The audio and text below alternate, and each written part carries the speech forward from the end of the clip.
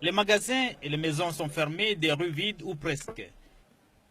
Fouilles et vérifications d'identité se multiplient. Il faut montrer patte blanche pour circuler dans le sud Niger, notamment dans la région de Difa.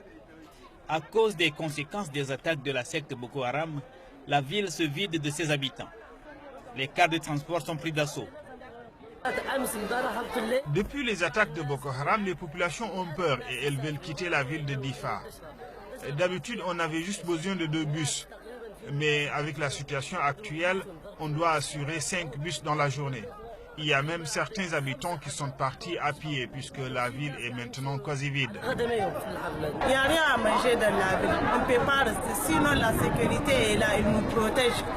Tu vois, la sécurité est là. Certes, le manger là, il n'y a pas. Tu vois, le fait de rester sans manger là, c'est un autre problème.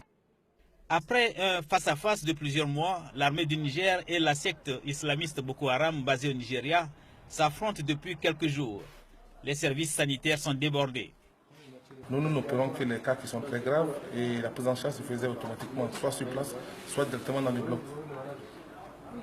Mais il faudra quand même reconnaître que, vu l'afflux, bien sûr que nous avons reçu une formation au niveau du CICR pour la chirurgie de guerre. Il faut quand même une certaine coordination, ça veut dire que pour la prise en charge, la capacité du personnel, ça veut dire que les 2 chirurgiens qui sont là, je pense qu'on était débordés. Et ça travaille pratiquement tous les 2, 24 heures sur 24 heures pendant 72 heures. La situation humanitaire se révèle très difficile suite aux séries d'attaques perpétrées à Difa. La situation est grave. On est obligé de sortir de Difa avec nos familles. On n'a rien à manger. Que Dieu nous protège et que nous sortions de cette ville en paix. Le Niger a voté lundi une résolution pour envoyer 750 hommes se joindre à la croisade contre Boko Haram.